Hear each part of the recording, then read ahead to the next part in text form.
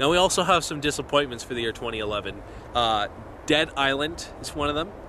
Dead Island is a disappointment because it just was not scary, not really too engaging with the player. It was just kind of like grab a stick and back off, take some whacks at a zombie. That's all it was. It didn't really have a really cool, engaging story. It didn't have intense action parts.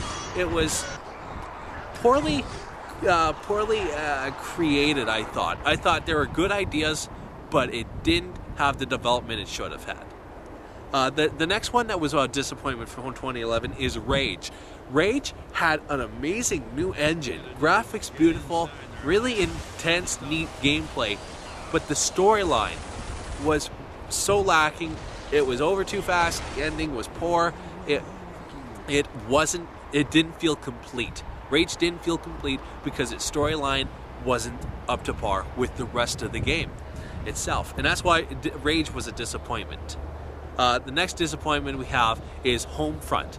Homefront kind of took the war element that Battlefield and Modern Warfare had, tried to pull it in a new direction, and it didn't want to be pulled in that direction, my friends, because Battlefield and Modern Warfare 3 were amazing, and Homefront was poor. It was poorly made, poorly done. Some of the action scenes, some of the fighting, even the multiplayer itself was not up to par with war games that have instilled this feeling we want to get when we play Modern Warfare 3 or when we play Battlefield 3, and that is why Homefront is so poor.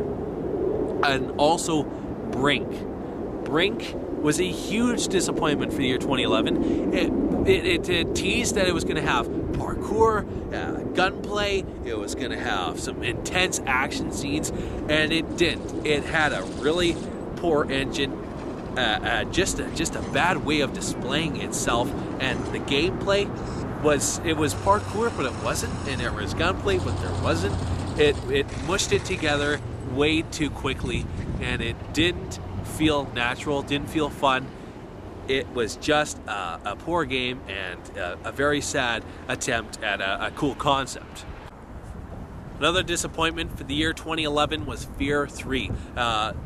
It should have been as scary and as thrilling and as suspenseful as its predecessors, Fear 1 and Fear 2, but it wasn't. It had a little bit more action, had some intense stuff going on, but nowhere as scary, nowhere as fun, nowhere as engaging in that kind of shivering in your basement at night feeling that you should have had when you played the original Fears. It wasn't there. It just wasn't up to par with its predecessors, and that is why Fear 3 was such a lacking game for the year 2011.